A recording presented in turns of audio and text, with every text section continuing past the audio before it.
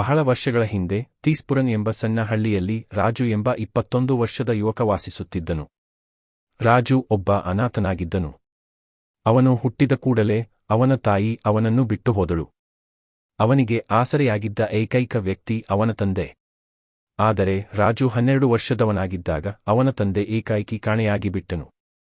ನಂತರ ಅವರು ಎಂದಿಗೂ ಹಿಂದಿರುಗಲಿಲ್ಲ. ರಾಜು ಹಳ್ಳಿಯಲ್ಲಿದ್ದ ಒಂದು ಚಿಕ್ಕ ಗುಡಿಸಲಿನಲ್ಲಿ ಒಬ್ಬನೇ ವಾಸಿಸುತ್ತಿದ್ದನು. ಒಂದು ದಿನ ರಾಜು ತನ್ನ ಗುಡಿಸಲಿನಲ್ಲಿ ಕುಳಿತಿದ್ದಾಗ ಕೈಯಲ್ಲಿ ಊಟದ ತಟ್ಟೆ ಹಿಡಿದು ನಂದಿನಿ ಎಂಬ ಹುಡುಗಿ ಒಳಗೆ ಬಂದಳು. ರಾಜು, ಅಯ್ಯೋ, ಮತ್ತೆ ಊಟ ತಂದೆಯಾ? ನಂದಿನಿ, ನೀನು ನನಗಾಗಿ ಮತ್ತೆ ಮತ್ತೆ ಏಕೆ ಊಟ ತರುತ್ತೀಯಾ? ನಂದಿನಿ, ಏಕೆಂದರೆ ನೀನು ಹಸಿದಿರುವೆ ಎಂದು ನನಗೆ ಗೊತ್ತು. ಮತ್ತು ನಾನು ಏಕೆ ನಿನಗಾಗಿ ಊಟ ತರುತ್ತೇನೆ ಎಂಬುದು ನಿನಗೆ ಗೊತ್ತಿದೆ. ರಾಜು, ನಿಜ ಹೇಳಬೇಕೆಂದರೆ ನಿನ್ನ ಈ ಉಪಕಾರವನ್ನು ನಾನು ಎಂದಿಗೂ ಮರೆಯುವುದಿಲ್ಲ. ನಂದಿನಿ, ಇದು ಉಪಕಾರವಲ್ಲ ರಾಜು. ಇದು ನನ್ನ ಪ್ರೀತಿ. ಹೀಗೆ ಹೇಳಿ ನಂದಿನಿ ನಾಚಿಕೆಯಿಂದ ತಲೆ ತಗ್ಗಿಸಿ ಅಲ್ಲಿಂದ ಹೊರಟು ಹೋದಳು. ಸ್ವಲ್ಪ ಸಮಯದ ನಂತರ ರಾಜು ಹೊರಗೆ ಬಂದನು. ಆ ಸಮಯದಲ್ಲಿ ಹಳ್ಳಿಯ ಮುಖ್ಯಸ್ಥನು ಅವನ ಗುಡಿಸಲಿನ ಮುಂದೆ ನಿಂತಿದ್ದನು. ಮುಖ್ಯಸ್ಥ, ರಾಜು, ಊಟ ಮಾಡಿದ್ದೀಯಾ? ರಾಜು, ಹೌದು ಮುಖ್ಯಸ್ಥರೇ. ನಿಮ್ಮ ಮಗಳು ನಂದಿನಿ ಸ್ವಲ್ಪ ಹೊತ್ತಿನ ಹಿಂದೆ ನನಗೆ ಊಟ ಕೊಟ್ಟಳು. ಮುಖ್ಯಸ್ಥ, ಒಳ್ಳೆಯದು. ಈಗ ನೀನು ದೊಡ್ಡವನಾಗಿದ್ದೀಯಾ ಮಗನೇ? ನಿನ್ನ ಜವಾಬ್ದಾರಿಯನ್ನು ನೀನೇ ನೋಡಿಕೊಳ್ಳುವುದನ್ನು ಕಲಿಯಬೇಕು. ರಾಜು, ಮುಖ್ಯಸ್ಥರೇ, ನಾನು 12 ವರ್ಷದವನಾಗಿದ್ದಾಗಿನಿಂದ ನೀವು ನನ್ನನ್ನು ನೋಡಿಕೊಂಡಿದ್ದೀರಿ. ಆದರೆ ಈಗ ನನಗೆ ಸಂಕೋಚವಾಗುತ್ತಿದೆ. ನಾನು ಈಗ ಏನಾದರೂ ಕೆಲಸ ಮಾಡಬೇಕು ಎಂದುಕೊಂಡಿದ್ದೇನೆ. ಮುಖ್ಯಸ್ಥ, ನೀನು ಹೇಳಿದ್ದು ಸರಿ ರಾಜು. ಕೇಳು, ಹಳ್ಳಿಯ ಹತ್ತಿರದ ಕಾಡು ಈಗ ಮೊದಲಿನಷ್ಟು ಅಪಾಯಕಾರಿ ಇಲ್ಲ. ನಿನಗೆ ಇಷ್ಟವಿದ್ದರೆ ಅಲ್ಲಿಗೆ ಹೋಗಿ ಕಟ್ಟಿಗೆ ಕಡಿಯಬಹುದು ಅಥವಾ ಜೇನು ಸಂಗ್ರಹಿಸಬಹುದು. ರಾಜು, ಹೌದು ಮುಖ್ಯಸ್ಥರೇ, ನಾನು ಹಾಗೆಯೇ ಮಾಡುತ್ತೇನೆ. ಈಗ ನನ್ನ ಹಾಗೂ ನನ್ನ ಪ್ರೀತಿಪಾತ್ರರಿಗಾಗಿ ಏನಾದರೂ ಮಾಡುವ ಸಮಯ ಬಂದಿದೆ. ರಾಜು ಕಾಡಿನ ಕಡೆಗೆ ನಡೆಯತೊಡಗಿದನು. ಸ್ವಲ್ಪ ಸಮಯದ ನಂತರ ಅವನು ಕಾಡಿನೊಳಗೆ ತಲುಪಿದನು. ರಾಜು, ಹೌದು, ಇಂದು ಕಾಡಿನಲ್ಲಿ ಒಳ್ಳೆಯ ಮರಗಳನ್ನು ಹುಡುಕುತ್ತೇನೆ.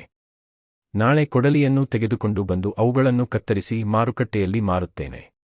ಏನೇ ಆಗಲಿ, ಮುಖ್ಯಸ್ಥರು ನನ್ನ ಬಾಲ್ಯದಿಂದಲೇ ನನಗೆ ತುಂಬಾ ಸಹಾಯ ಮಾಡಿದ್ದಾರೆ. ಈಗ ನನ್ನ ಕಾಲಿನ ಮೇಲೆ ನಿಂತು ತೋರಿಸುವ ಸಮಯ ಬಂದಿದೆ.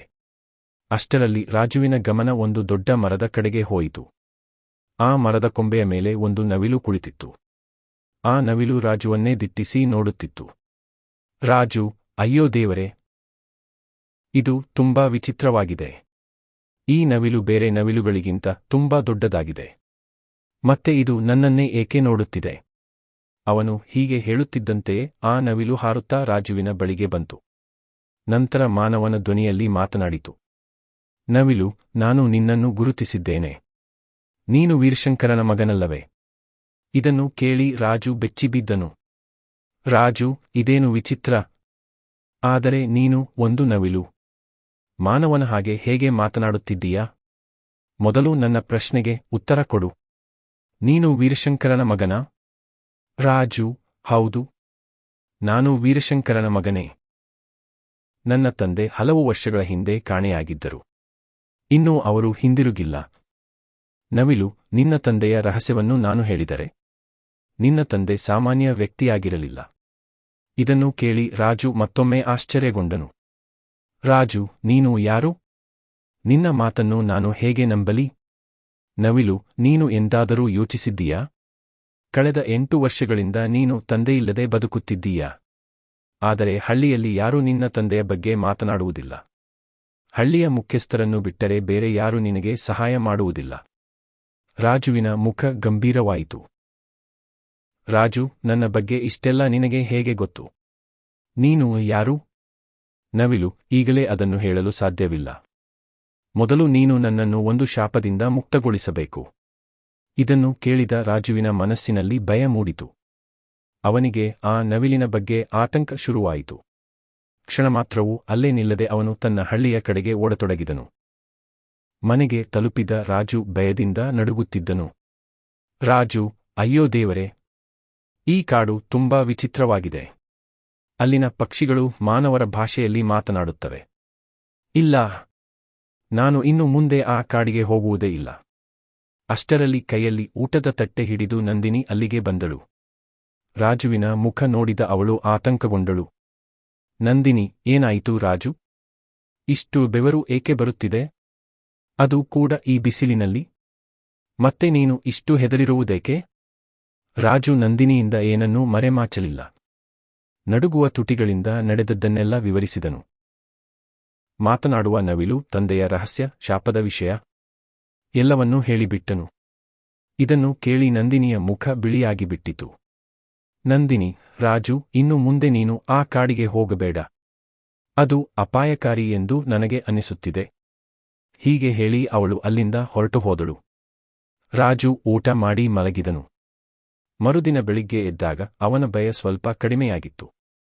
ರಾಜು, ನಿನ್ನೆ ನಾನು ಬಹುಶಃ ತುಂಬಾ ಹೆದರಿಬಿಟ್ಟೆ. ಆದರೆ ಆ ನವಿಲಿನ ಮಾತುಗಳಲ್ಲಿ ಸತ್ಯವೂ ಇರಬಹುದು. ಅದಕ್ಕೆ ನನ್ನ ತಂದೆಯ ಬಗ್ಗೆ ಏನೋ ಗೊತ್ತಿದೆ. ಮತ್ತೆ ಅದು ಹೇಳಿದ್ದು ಕೂಡ ಸರಿ. ಹಳ್ಳಿಯಲ್ಲಿ ಯಾರೂ ನನ್ನ ತಂದೆಯ ಬಗ್ಗೆ ಮಾತನಾಡುವುದಿಲ್ಲ. ನಾನು ಮುಖ್ಯಸ್ಥರನ್ನು ಕೇಳಿದಾಗಲೆಲ್ಲ ಅವರು ವಿಷಯವನ್ನು ಬದಲಿಸುತ್ತಾರೆ. ನನ್ನ ತಾಯಿ ನಾನು ಹುಟ್ಟುತ್ತಿದ್ದಂತೆಯೇ ಸತ್ತಳು ಎಂದು ಮಾತ್ರ ಹೇಳುತ್ತಾರೆ. ಮತ್ತು 8 ವರ್ಷಗಳ ಹಿಂದೆ ನನ್ನ ತಂದೆ ಕಾಡಿಗೆ ಹೋಗಿ ಮರಳಿ ಬರಲಿಲ್ಲ ಎಂದು ಹೇಳುತ್ತಾರೆ. ಈ ಯೋಚನೆಗಳು ರಾಜುವಿನ ಮನಸ್ಸನ್ನು ಕಾಡತೊಡಗಿದವು. ಕೊನೆಗೆ ಅವನು ಮತ್ತೆ ಕಾಡಿನ ಕಡೆಗೆ ಹೊರಟನು. ರಾಜು ಆಲೋಚನೆಗಳಲ್ಲಿ ಮುಳುಗಿದ್ದನು. ಕೊನೆಗೆ ಅವನು ಮತ್ತೆ ಕಾಡಿನ ಕಡೆಗೆ ಹೊರಟನು.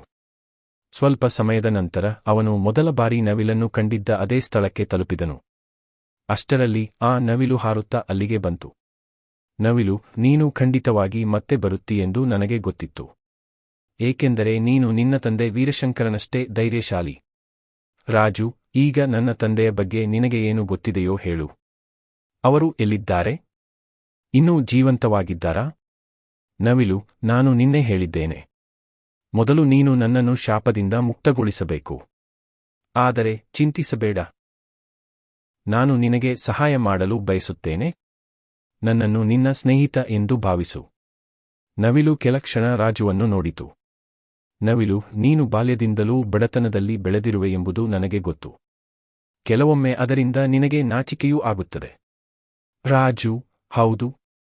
ಮುಖ್ಯಸ್ಥರ ಮಗಳು ನಂದಿನಿ ನನಗೆ ಊಟ ತಂದುಕೊಟ್ಟಾಗ ನನಗೆ ತುಂಬಾ ಸಂಕೋಚವಾಗುತ್ತದೆ. ಅವಳು ನನ್ನನ್ನು ಪ್ರೀತಿಸುತ್ತಾಳೆ. ನಿಜ ಹೇಳಬೇಕೆಂದರೆ ನಾನು ಅವಳನ್ನು ಪ್ರೀತಿಸುತ್ತೇನೆ. ಆದರೆ ಇನ್ನೂ ನಾನು ನನ್ನ ಕಾಲಿನ ಮೇಲೆ ನಿಲ್ಲಲು ಸಾಧ್ಯವಾಗಿಲ್ಲ. ಹಾಗಿರುವಾಗ ನಾನು ಮುಖ್ಯಸ್ಥರ ಬಳಿ ಅವಳ ಕೈ ಕೇಳುವುದು ಹೇಗೆ? ನವಿಲು ಸಣ್ಣದಾಗಿ ನಕ್ಕಿತು. ನವಿಲು, ಈ ಕಾಡಿನ ಎಲ್ಲಾ ರಹಸ್ಯಗಳು ನನಗೆ ಗೊತ್ತು. ನನ್ನ ಜೊತೆ ಬಾ. ಹೀಗೆ ಹೇಳಿ ಅದು ಹಾರಲು ಆರಂಭಿಸಿತು. ರಾಜು ಅದರ ಹಿಂದೆ ಹೋದನು. ಸ್ವಲ್ಪ ಸಮಯದ ನಂತರ ಅವರು ಒಂದು ಗುಹೆಯ ಬಳಿ ತಲುಪಿದರು. ನವಿಲು ನೆಲದ ಮೇಲೆ ಕುಳಿತು ಹೇಳಿತು. ನವಿಲು, ರಾಜು, ಇದೇ ಆ ಸ್ಥಳ. ಇಲ್ಲಿ ನೆಲವನ್ನು ಅಗೆ. ರಾಜು ನೆಲವನ್ನು ಅಗೆಯಲು ಆರಂಭಿಸಿದನು. ಸ್ವಲ್ಪ ಹೊತ್ತಿನ ನಂತರ ಅವನ ಕೊಡಲಿ ಯಾವುದೋ ಗಟ್ಟಿಯಾದ ವಸ್ತುವಿಗೆ ತಗುಲಿತು. ಅವನು ಇನ್ನಷ್ಟು ಅಗೆದನು. ಅಲ್ಲಿ ಒಂದು ದೊಡ್ಡ ಪೆಟ್ಟಿಗೆ ಕಾಣಿಸಿತು. ನವಿಲು, ಈಗ ಅದನ್ನು ತೆರೆಯು. ರಾಜು ನಿಧಾನವಾಗಿ ಪೆಟ್ಟಿಗೆಯನ್ನು ತೆರೆದನು. ಅದನ್ನು ನೋಡಿದ ಕ್ಷಣ ಅವನ ಕಣ್ಣುಗಳು ವಿಸ್ಮಯದಿಂದ ದೊಡ್ಡದಾದವು. ರಾಜು, ಅಯ್ಯೋ ದೇವರೇ! ಇದರೊಳಗೆ ಅಮೂಲ್ಯವಾದ ವಜ್ರಗಳು ಮತ್ತು ರತ್ನಗಳಿವೆ. ಇವುಗಳನ್ನು ಮಾರಿದರೆ ನಾನು ಶ್ರೀಮಂತನಾಗಿ ಬಿಡುತ್ತೇನೆ.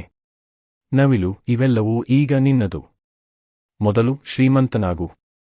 ನಂತರ ನನ್ನನ್ನು ಶಾಪದಿಂದ ಹೇಗೆ ಮುಕ್ತಗೊಳಿಸಬೇಕು ಎಂದು ಹೇಳುತ್ತೇನೆ. ಅದಾದ ನಂತರ ನಿನ್ನ ತಂದೆಯ ಬಗ್ಗೆ ಎಲ್ಲವನ್ನೂ ತಿಳಿಸುತ್ತೇನೆ. ಅವರು ಈಗ ಎಲ್ಲಿದ್ದಾರೆ ಎಂಬುದೂ ನನಗೆ ಗೊತ್ತು. ರಾಜುವಿನ ಮುಖ ಸಂತೋಷದಿಂದ ಹೊಳೆಯಿತು. ರಾಜು, ಆ ದಿನಕ್ಕಾಗಿ ನಾನು ಕಾಯುತ್ತೇನೆ. ನಂತರ ಅವನು ಕೇಳಿದನು, ರಾಜು, ಆದರೆ ಒಂದು ವಿಷಯ ಹೇಳು. ಈ ಗುಹೆಯ ಕೆಳಗೆ ಈ ಪೆಟ್ಟಿಗೆ ಇದೆ ಎಂದು ನಿನಗೆ ಹೇಗೆ ಗೊತ್ತು? ನವಿಲು, ನಾನು ಈಗಾಗಲೇ ಹೇಳಿದ್ದೇನೆ. ಈ ಕಾಡಿನ ಎಲ್ಲಾ ರಹಸ್ಯಗಳು ನನಗೆ ತಿಳಿದಿವೆ. ಸ್ವಲ್ಪ ಹೊತ್ತು ಮೌನ ಆವರಿಸಿತು. ನಂತರ ರಾಜು ಯೋಚಿಸುತ್ತಾ ಹೇಳಿದನು, ರಾಜು, ಆದರೆ ಒಂದು ಸಮಸ್ಯೆ ಇದೆ. ನಾನು ಜೀವನದಲ್ಲಿ ಎಂದೂ ಕೆಲಸ ಮಾಡಿಲ್ಲ. ನಾನು ಏಕಾಏಕಿ ಶ್ರೀಮಂತನಾದರೆ ಜನರು 1000 ಪ್ರಶ್ನೆಗಳನ್ನು ಕೇಳುತ್ತಾರೆ. ನವಿಲು ತಕ್ಷಣ ಉತ್ತರಿಸಿತು. ನವಿಲು, ಅದಕ್ಕೂ ಒಂದು ಉಪಾಯ ಇದೆ. ನೀನು ಮುಖ್ಯಸ್ಥರಿಗೆ ರಾಜ್ಯಕ್ಕೆ ಹೋಗಿ ವ್ಯಾಪಾರ ಮಾಡಲು ಬಯಸುತ್ತೇನೆ ಎಂದು ಹೇಳು. ನಂತರ ಅಲ್ಲಿಗೆ ಹೋಗಿ ಈ ರತ್ನಗಳನ್ನು ಮಾರಿಬಿಡು. ಕೆಲವು ದಿನಗಳ ನಂತರ ಶ್ರೀಮಂತನಾಗಿ ಹಿಂತಿರುಗು. ಆಗ ಎಲ್ಲರೂ ನೀನು ವ್ಯಾಪಾರದಲ್ಲಿ ದೊಡ್ಡ ಲಾಭ ಗಳಿಸಿದ್ದಿ ಎಂದು ನಂಬುತ್ತಾರೆ. ರಾಜು: ಹೌದು, ಇದು ಒಳ್ಳೆಯ ಉಪಾಯ. ನಾನು ಹಾಗೆಯೇ ಮಾಡುತ್ತೇನೆ. ನಂತರ ಅವನು ನಗುತ್ತಾ ಕೇಳಿದನು, ಹ್ಞೂ ರಾಜು, ಆದರೆ ನಾನು ಶ್ರೀಮಂತನಾದ ಮೇಲೆ ನಿನ್ನನ್ನು ಮರೆತುಬಿಡುತ್ತೇನೆ ಎಂದು ನಿನಗೆ ಭಯವಿಲ್ಲವೇ? ನವಿಲು: ಇಲ್ಲ ರಾಜು, ನನಗೆ ಹಣಕ್ಕಿಂತ ನನ್ನ ತಂದೆಯನ್ನು ಭೇಟಿಯಾಗುವುದು ಹೆಚ್ಚು ಮುಖ್ಯ. ಹೀಗೆ ಹೇಳಿ ರಾಜು ಅಮೂಲ್ಯ ರತ್ನಗಳಿದ್ದ ಪೆಟ್ಟಿಗೆಯನ್ನು ತೆಗೆದುಕೊಂಡು ಹಳ್ಳಿಯ ಕಡೆಗೆ ಹೊರಟನು. ಮರುದಿನ ರಾಜು ಮುಖ್ಯಸ್ಥರ ಮನೆಗೆ ಹೋದನು. ರಾಜು: ಮುಖ್ಯಸ್ಥರೇ, ನಾನು ರಾಜ್ಯಕ್ಕೆ ಹೋಗಿ ವ್ಯಾಪಾರ ಮಾಡಲು ಬಯಸುತ್ತೇನೆ. ಮುಖ್ಯಸ್ಥರು ಆಶ್ಚರ್ಯದಿಂದ ಅವನತ್ತ ನೋಡಿದರು. ಮುಖ್ಯಸ್ಥ: ರಾಜು, ನೀನು ಎಂದೂ ಹಳ್ಳಿಯ ಹೊರಗೆ ಹೋಗಿಲ್ಲ. ವ್ಯಾಪಾರ ಮಾಡಲು ಹಣವೂ ಬೇಕು, ಅನುಭವವೂ ಬೇಕು. ಇವೆಲ್ಲವನ್ನು ಹೇಗೆ ಮಾಡುತ್ತೀಯಾ? ರಾಜು: ನಾನು ಕಷ್ಟಪಟ್ಟು ಕೆಲಸ ಮಾಡುತ್ತೇನೆ. ಕೂಲಿಯ ಕೆಲಸವಾದರೂ ಮಾಡುತ್ತೇನೆ. ಯಾವ ಕೆಲಸ ಸಿಕ್ಕರೂ ಮಾಡುತ್ತೇನೆ. ಆದರೆ ಈಗ ನಾನು ಏನಾದರೂ ಸಾಧಿಸಿ ಮಾತ್ರ ಈ ಹಳ್ಳಿಗೆ ಮರಳುತ್ತೇನೆ. ಮುಖ್ಯಸ್ಥರು ಕೆಲವು ಕ್ಷಣ ಯೋಚಿಸಿದರು. ನಂತರ ಅವರ ಮುಖದಲ್ಲಿ ನಗು ಮೂಡಿತು. ಮುಖ್ಯಸ್ಥ: ನಿನ್ನ ಉದ್ದೇಶ ಸತ್ಯವಾಗಿದ್ದರೆ ಖಂಡಿತ ಯಶಸ್ವಿಯಾಗುತ್ತೀಯಾ? ಹೋಗು ಮಗನೇ. ನನ್ನ ಆಶೀರ್ವಾದ ಯಾವಾಗಲೂ ನಿನ್ನ ಜೊತೆಯಿರುತ್ತದೆ. ರಾಜು ಅವರಿಗೆ ನಮಸ್ಕರಿಸಿದನು. ನಂತರ ರತ್ನಗಳ ಪೆಟ್ಟಿಗೆಯನ್ನು ಸುರಕ್ಷಿತವಾಗಿ ಮರೆಮಾಡಿ ಹಳ್ಳಿಯನ್ನು ಬಿಟ್ಟು ಹೊರಟನು. ಮಾರ್ಗ ಮಧ್ಯೆ ನಂದಿನಿ ಅವನನ್ನು ಭೇಟಿಯಾದಳು. ನಂದಿನಿ: ರಾಜ್ಯಕ್ಕೆ ಹೋದ ಮೇಲೆ ನನ್ನನ್ನು ಮರೆತು ಬಿಡುವುದಿಲ್ಲ ತಾನೆ? ರಾಜು ಮುಗುಳ್ನಗಿದನು. ರಾಜು: ನಂದಿನಿ, ನೀನು ನನ್ನನ್ನು ಪ್ರೀತಿಸುತ್ತೀ ಎಂದು ನನಗೆ ಗೊತ್ತು. ನಾನು ನಿನ್ನನ್ನು ತುಂಬಾ ಪ್ರೀತಿಸುತ್ತೇನೆ. ನನಗೆ ಅದನ್ನು ಹೇಳುವ ಧೈರ್ಯ ಮಾತ್ರ ಇರಲಿಲ್ಲ. ನಿನ್ನ ಕಾರಣಕ್ಕಾಗಿಯೇ ನಾನು ರಾಜ್ಯಕ್ಕೆ ಹೋಗುತ್ತಿದ್ದೇನೆ. ಒಂದು ದಿನ ಗೌರವದಿಂದ ನಿನ್ನ ತಂದೆಯ ಬಳಿ ನಿನ್ನ ಕೈ ಕೇಳಲು. ನಂದಿನಿಯ ಕಣ್ಣುಗಳಲ್ಲಿ ಸಂತೋಷ ಮಿನುಗಿತು. ನಂದಿನಿ, ನೀನು ಖಂಡಿತ ಯಶಸ್ವಿಯಾಗಲೆಂದು ನಾನು ದೇವರಲ್ಲಿ ಪ್ರಾರ್ಥಿಸುತ್ತೇನೆ. ರಾಜು ನಗುತ್ತಾ ರಾಜ್ಯದ ಕಡೆಗೆ ತನ್ನ ಪ್ರಯಾಣ ಮುಂದುವರಿಸಿದನು. ರಾಜು ರಾಜ್ಯವನ್ನು ತಲುಪಿದನು. ಅಲ್ಲಿ ಅವನು ಒಂದು ಧರ್ಮಶಾಲೆಯಲ್ಲಿ ತಂಗಿದನು. ಮುಂದಿನ ದಿನ ಪೆಟ್ಟಿಗೆಯಿಂದ ಕೆಲವು ವಜ್ರಗಳನ್ನು ತೆಗೆದುಕೊಂಡು ಒಬ್ಬ ಪ್ರಸಿದ್ಧ ಆಭರಣ ವ್ಯಾಪಾರಿಯ ಅಂಗಡಿಗೆ ಹೋದನು. ವ್ಯಾಪಾರಿ ವಜ್ರಗಳನ್ನು ನೋಡಿದ ಕ್ಷಣ ಬೆರಗಾದನು. ವ್ಯಾಪಾರಿ: ಅಯ್ಯೋ ದೇವರೇ, ಇಷ್ಟು ಅಮೂಲ್ಯವಾದ ವಜ್ರಗಳನ್ನು ನಾನು ಜೀವನದಲ್ಲೇ ನೋಡಿಲ್ಲ. ಇವು ನಿನಗೆ ಎಲ್ಲಿಂದ ಸಿಕ್ಕವು?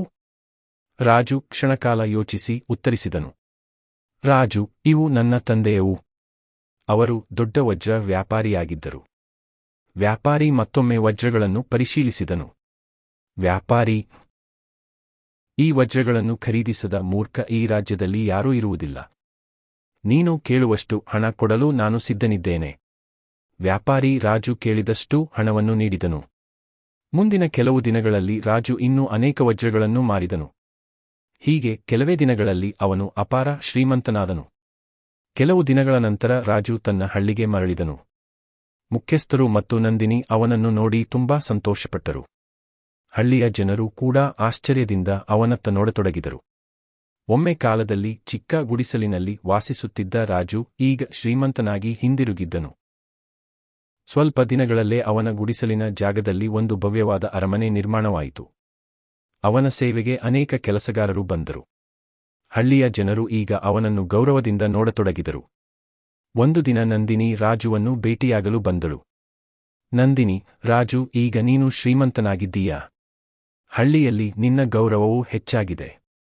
ಮೊದಲು ಜನರು ನಿನ್ನನ್ನು ಅನಾಥನೆಂದು ನೋಡುತ್ತಿದ್ದರು. ಆದರೆ ಈಗ ಎಲ್ಲವೂ ಬದಲಾಗಿದೆ. ಹಾಗಾದರೆ ನನ್ನ ತಂದೆಯ ಬಳಿ ನನ್ನ ಕೈ ಕೇಳಲು ಯಾವಾಗ ಬರುತ್ತೀಯಾ? ರಾಜು ನಗುತ್ತಾ ಉತ್ತರಿಸಿದನು. ರಾಜು: ಚಿಂತಿಸಬೇಡ ನಂದಿನಿ. ಇನ್ನೂ ಕೆಲವೇ ದಿನಗಳು ಕಾಯು.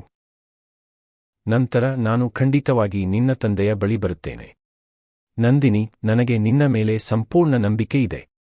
ಹೀಗೆ ಹೇಳಿ ಅವಳು ಅಲ್ಲಿಂದ ಹೊರಟಳು. ನಂದಿನಿ ಹೋದ ನಂತರ ರಾಜು ಒಬ್ಬನೇ ನಿಂತು ಯೋಚಿಸಿದನು. ರಾಜು: ಹೌದು, ಒಮ್ಮೆ ನನ್ನ ತಂದೆಯನ್ನು ಭೇಟಿಯಾದರೆ ಸಾಕು. ನಂತರ ಅವರನ್ನೇ ಮುಖ್ಯಸ್ಥರ ಬಳಿ ಕಳುಹಿಸಿ ನಂದಿನಿಯ ಕೈ ಕೇಳಿಸುತ್ತೇನೆ. ಅದು ಎಷ್ಟು ಸಂತೋಷದ ಕ್ಷಣವಾಗಿರುತ್ತದೆ. ಹಠಾತ್ತನೆ ಅವನಿಗೆ ಕಾಡಿನ ಪಕ್ಷಿ ನೆನಪಾಯಿತು. ರಾಜು: ಈಗ ನಾನು ಆ ಪಕ್ಷಿಯನ್ನು ಮತ್ತೆ ಭೇಟಿಯಾಗಬೇಕು. ಅದು ನನ್ನ ತಂದೆಯ ಬಗ್ಗೆ ಎಲ್ಲವನ್ನೂ ತಿಳಿದಿದೆ. ಹೀಗೆ ಹೇಳಿ ರಾಜು ಮತ್ತೆ ಕಾಡಿನ ಕಡೆಗೆ ಹೊರಟನು.